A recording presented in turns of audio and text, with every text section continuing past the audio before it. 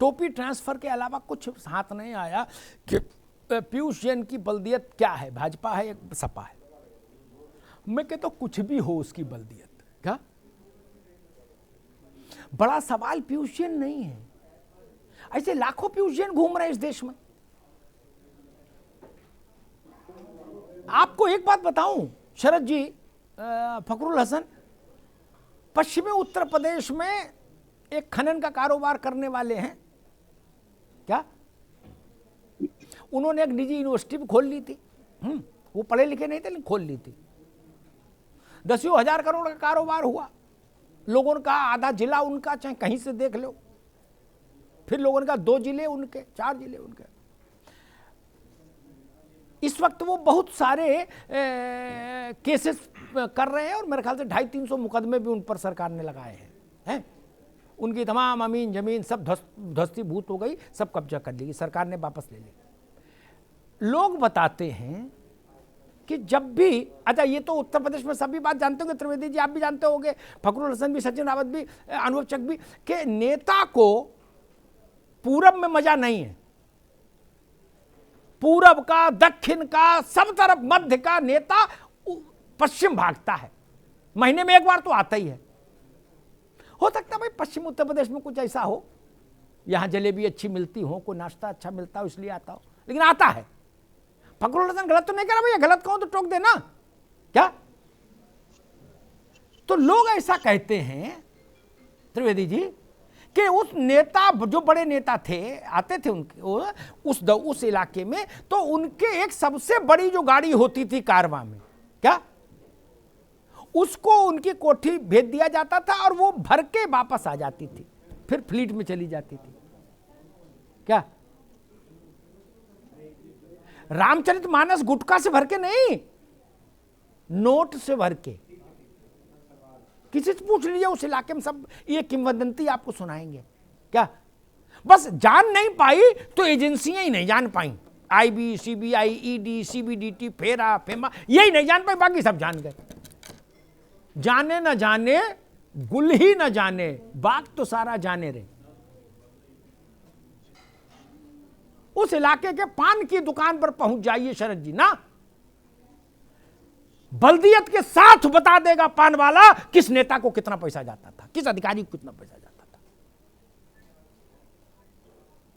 इसमें भी मैं ऐसे जब नेताओं को देखता हूं, वो बड़ा गंभीर होकर एकदम मुख मुद्रा अपनी चेंज करके कितने, देखिए ये सब गंभीर विषय, इन पर हम जांच कराएंगे। मैं पूछता हूं जांच तो उस व्यवस्था चीज की होनी चाहिए जिसमें संशय बहुत ज्यादा हो। जब हमको पता है कि भाई आपका बच्चा विदेश में पढ़ रहा है, आपकी तनख्वाह 1 लाख, आपसे ज्यादा तनख्वाह मैं हमेशा पाया और मैं नहीं पढ़ा पा रहा, तो इसका मतलब कुछ गड़बड़ है। इतनी तो बात हो ही गई ना, प्राइमा फेसाई नहीं।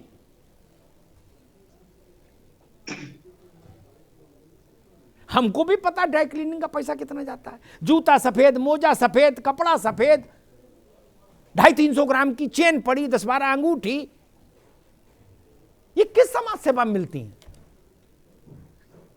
और यही लोग जैन जैसे लोगों को पालते हैं। एक बात कहूं, चुनाव में शरद जी, चुनाव में अनुभव चक लड़ चुके, चुनाव में वोटिंग से एक दिन पहले बस्ता के लिए लोग आते हैं कि भाई कौन कौन बस्ता बैठेगा, है ना, बूथ पे। वो लिफाफा लेते हैं। कितने बूथ होते हैं एमपी का चुनाव अगर लड़ रहे हो आप, अनुभव चक कितने बूथ हैं एमपी के चुनाव में? और लाख 15, और लाख से नीचे का क्या लिफाफा दोगे? 1500 में गुणा कर लो भैया शरद जी, ये आरटीजीएस होगा? फखरुल हसन, ये आरटीजीएस होगा बेटा? नहीं ना। क्या जिस गांव में जाओगे वहां को दे के आना पड़ेगा नगद? ये भीम ऐप से जाएगा कि रुपी ऐप से जाएगा? तो ये जैन क्यों नहीं पनपेंगे भैया?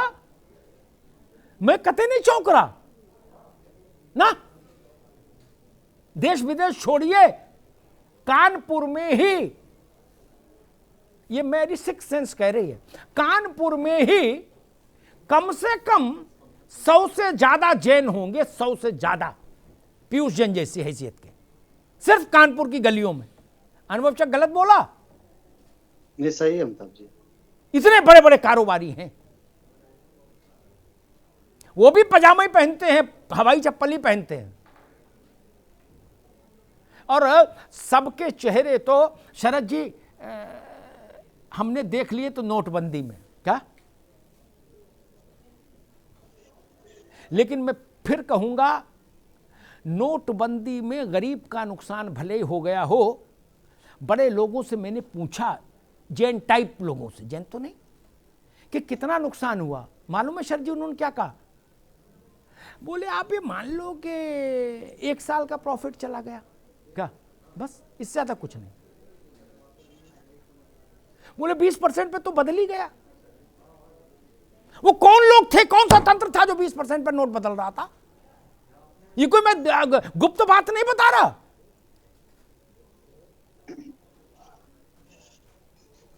उस समय के उत्तर प्रदेश के एक मंत्री थे, उनकी गाड़ी से पैसा आता था। 70 करोड़ रुपया उन्होंने 7 दिन में बदले। ये किसको नहीं पता? कानपुर का ही मामला है।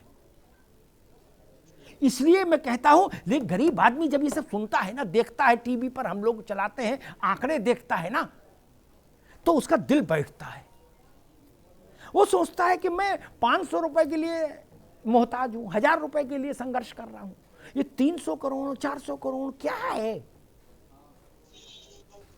इसलिए मैं कहता हूं, इतनी ईमानदारी जरूर शासन व्यवस्था में रखनी चाहिए कि जिन लोगों के पास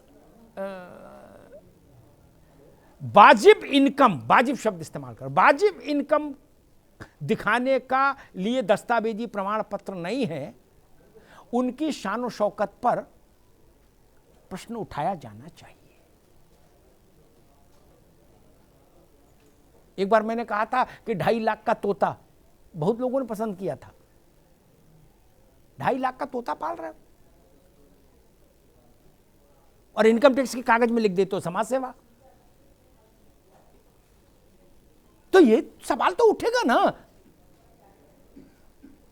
कैसे लख तक कपड़े और 10-10 गाड़ियों के काफिले से चल रहे हो?